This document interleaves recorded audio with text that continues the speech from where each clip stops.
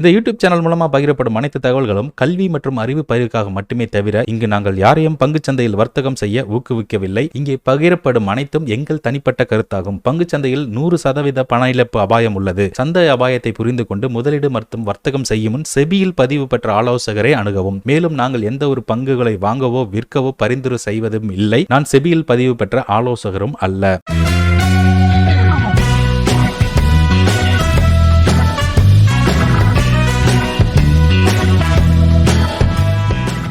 Hello friends, எல்லாருக்கும் வணக்கம். நான் தான் உங்கள் விஜயன் பேசுகிறேன். இன்றைக்கி வீடியோவில் நம்ம ஒரு முக்கியமான விஷயத்தை பற்றி தெரிஞ்சுக்க போகிறோம். அதாவது பொலிங்கர் பேண்டை எப்படி யூஸ் பண்ணணும் அப்படின்றத பற்றி தான்.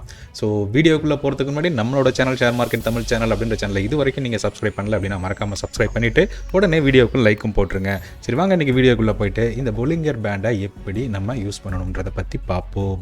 ஓகே, ஸோ ஃபஸ்ட்டு நம்ம எல்லாரும் பண்ண வேண்டிய விஷயம் என்னென்னா, உங்களுக்கு ப்ராப்பராக சப்போர்ட் அண்ட் ரெசிஸ்டன்ட் வரைய தெரியணும். ஓகேங்களா? ஸோ ரெசிஸ்டன்ட் அப்படின்றது ஒரு சப்ளை ஜோன். ஓகேங்களா? சப்போர்ட் அப்படின்றது ஒரு டிமாண்ட் ஜோன். ஓகே, ஸோ இதை நீங்கள் ஃபஸ்ட்டு ப்ராப்பராக வரைய தெரியணும். ஓகேங்களா? ஸோ இதில் நீங்கள் தரவாயிட்டீங்க அப்படின்னா கண்டிப்பாக நீங்கள் எந்த ஒரு ஸ்ட்ராட்டஜி அப்ளை பண்ணாலும் ரொம்பவே யூஸ்ஃபுல்லாக இருக்கும். இப்போ பொலிங்கர் பேண்ட் ஸ்ட்ராட்டஜி நம்ம யூஸ் பண்ணுறோம் அப்படின்னும் போது எப்பயுமே ஒரு சப்போர்ட் ஜோன்லேயும் ரெசிஸ்டன்ட் ஜோன்லேயும் தான் நம்ம ட்ரேட் எடுக்கணும். அப்படி எடுக்கும்போது உங்களோட அக்யூரசி, உங்களோட ரிசல்ட் எல்லாமே ரொம்பவே அற்புதமாக இருக்கிறத நீங்கள் கண்கூடாக பார்க்க முடியும். சரி, இப்போ நான் ஃபஸ்ட்டு ஒரு சில இண்டிகேட்டர்ஸை போட்டு காமிக்கிறேன். இப்போ ஃபஸ்ட்டு நம்ம அந்த இண்டிகேட்டரை போடுவோம். ஃபஸ்ட்டு நம்ம என்ன பண்ணுறோம், ஒரு 4 hours சார்ட்டில் முதல்ல சப்போர்ட் அண்ட் ரெசிஸ்டண்ட்டை வரைய கற்றுப்போம். ஓகே, ஸோ நான் எடுத்திருக்கிறது ஒரு ஈரோ ஜேபிஒய் அப்படின்ற ஒரு கரன்சி பேரை நம்ம எடுத்திருக்கோம். ஸோ இங்கே சப்போர்ட் அண்ட் ரெசிஸ்டன்ட் என்ன அப்படின்னா, ஒரு சப்போர்ட் அண்ட் ரெசிஸ்டன்ட்னா என்னங்க? ஃபஸ்ட்டு ரொம்ப சிம்பிள். மார்க்கெட் எந்த இடத்துல மல்டிபிள் டைம்ஸ் ரெஸ்பான்ஸ் பண்ணியிருக்கோ அதுதான் சப்போர்ட் அண்ட் ரெசிஸ்டண்ட்டாக ஆக்ட் ஆகும் இல்லையா? ரைட். ஃபார் எக்ஸாம்பிள், இப்போ மார்க்கெட் இந்த இடத்துல 2 வாட்டி ரிஜெக்ட் ஆகிருக்கு, 2 வாட்டி சப்போர்ட் எடுத்திருக்கு. அண்ட் அது பிரேக் அவுட் ஆகிட்டு மறுபடியும் எங்கே பிரேக் அவுட் ஆச்சோ அதே இடத்துல சப்போர்ட் எடுத்திருக்காங்க. அண்ட் ஹையர் ஹை வச்சு போயிட்டே இருக்காங்க. ஸோ இது எல்லாமே பார்த்தீங்கன்னா ஒரு supply and demand, support and resistant அப்படின்னு சொல்லுவாங்க. ரைட். ஸோ இந்த இது ஓரளவுக்கு உங்களுக்கு எல்லாருக்கும் தெரியும்னு நினைக்கிறேன். நான் எதுவும் பெருசாக சொல்ல வேண்டிய அவசியம் கிடையாது.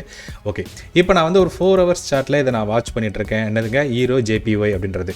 எனக்கு எந்தெந்த இடங்களில் ரெசிஸ்டன்ட் இருக்குது அப்படின்றத நம்ம இன்னும் கூட ஹையர் டைம் ஃப்ரேமில் 1 டேல கூட நீங்கள் போய் பார்க்கலாம். எந்த இடத்துல நமக்கு அதிகப்படியான சப்போர்ட் அண்ட் ரெசிஸ்டன்ட் இருக்குது அப்படின்றத கிளியராக பார்க்க முடியும். இல்லை எனக்கு ரொம்ப கஷ்டமாக இருக்குது அப்படின்னா லைன் சார்ட் வச்சுக்கோங்க, ரொம்பவே ஈஸியாக இருக்கும். எந்தெந்த இடங்களில் ரெசிஸ்டண்ட்டாக இருக்கும் அந்த இடத்துல இன்வெர்டட் வி ஷேப் சப்போர்ட்டாக இருக்கும். ஃபார் எக்ஸாம்பிள், இங்கிருந்து மார்க்கெட் மேலே போயிருக்கேன், இங்கிருந்து மார்க்கெட் மேலே போயிருக்கேன், இது என்னோட சப்போர்ட் ஜோன். ஓகே, அதே மாதிரி எனக்கு எந்தெந்த இடங்கள்லாம் மார்க்கெட்டில் ரிவர்சல் ஆகி கீழே வந்திருக்கோ அதெல்லாம் என்னோட ரெசிஸ்டன்ட் ஜோன். ஓகே, இங்கே நமக்கு ஒரு நல்ல சப்போர்ட் இருக்குது, ரெசிஸ்டன்ட் இருக்குது. அந்த ரெசிஸ்டன்ட் கிட்ட பார்த்தீங்கன்னா ப்ரைஸ் சப்போர்ட் எடுத்து மேலே போயிருக்கான். அகைன் அதே இடத்துல தான் ப்ரைஸ் ட்ரேட் ஆகிட்டு இருக்கு. ஸோ இது பிரேக் அவுட் ஆச்சுன்னா அடுத்த ரெசிஸ்டன்ட் இங்கே பார்த்தீங்கன்னா இந்த இடத்துல ஒரு சப்போர்ட் இருக்குது. ஓகே, சப்போர்ட் எடுத்து மேலே போயிருக்கு.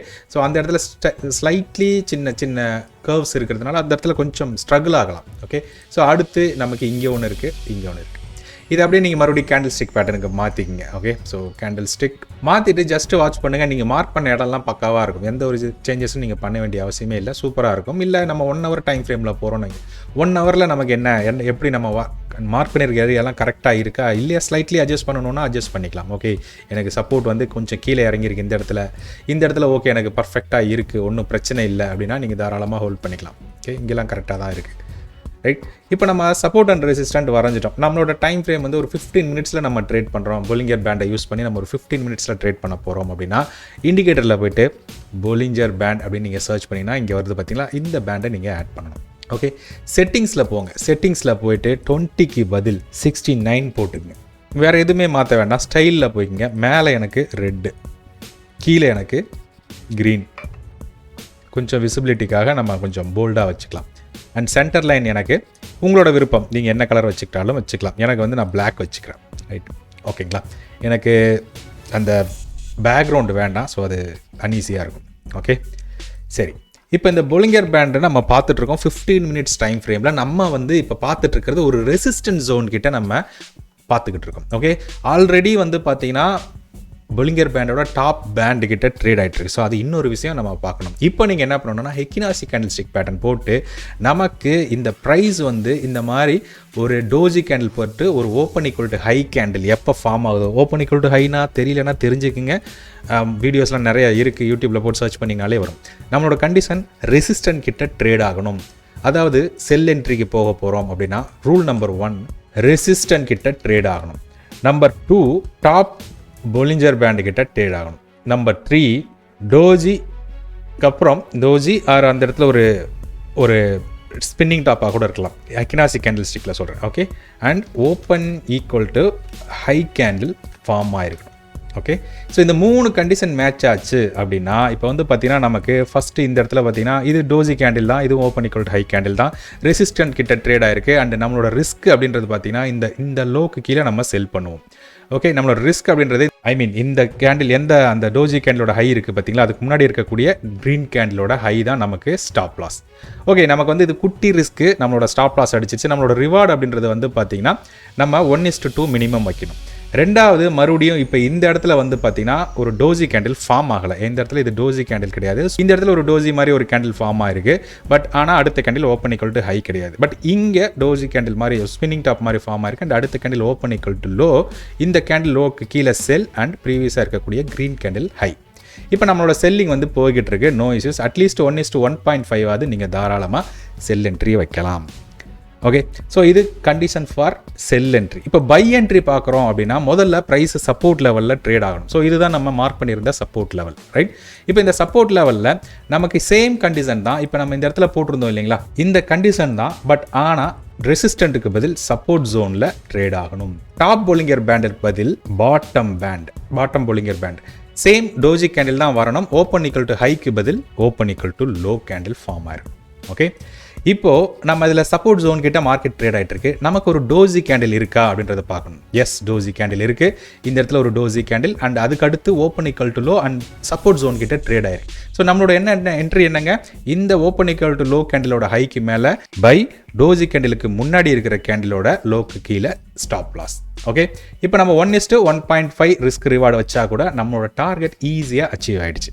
ஓகே, ஆல்மோஸ்ட் எவ்வளோ போயிருக்குன்னு பார்ப்போம். ஆல்மோஸ்ட் 1:2.5 வரைக்கும் போயிருக்காங்க. 2.5 வரைக்கும் போயிருக்காங்க. நமக்கு நீட் இல்லை. ஓகே, மறுபடியும் இந்த பேட்டர்ன் சப்போர்ட் லெவலில் எப்பெல்லாம் வருதோ அப்போல்லாம் நீங்கள் என்ட்ரி எடுத்து பண்ணிங்கனாலே நல்ல ப்ராஃபிட் இந்த ஸ்கேல்பிங்கில் பண்ண முடியும். ஓகே, இது ஒரு ஸ்கேல்பிங் ஸ்ட்ராட்டஜி தான். ஓகே, ஸோ ஃபாரெக்ஸில் பண்ணணும்னு நினைக்கிறவங்க டைம் இல்லை, நான் அனலைஸ் பண்ணுறதுக்குலாம் டைம் இல்லைங்க, நான் முன்னாடியே வரைஞ்சி வச்சிடுறேன், எனக்கு ஃப்ரீ டைமில் எனக்கு எப்போல்லாம் இந்த மாதிரி கிடைக்குதோ ஒரு ட்ரேடிங் எக்ஸிக்யூட் பண்ணணும்னு நினைக்கிறவங்களுக்கு இது உண்மையிலே ரொம்ப ஒரு நல்ல ஸ்ட்ராட்டஜி தான். நீங்கள் ட்ரை பண்ணி பாருங்கள் அண்ட் பேக் டெஸ்ட் பண்ணி பாருங்கள். எல்லாத்துலேயுமே போய் பேக் டெஸ்ட் பண்ணி பாருங்கள். கண்டிப்பாக இது ஒரு அற்புதமாக ஒர்க் ஆகிறத நீங்கள் கண் கூட பார்க்க முடியும். ரேண்டமாக கூட நீங்கள் சூஸ் பண்ணி பாருங்கள். ஓகே, ஸோ ரேண்டமாக ஒரு support zone, resistant zone mark பண்ணிவிட்டு அதில் சூஸ் பண்ணி பாருங்கள். கண்டிப்பாக இது பர்ஃபெக்டாக ஒர்க் ஆகிருக்கும்.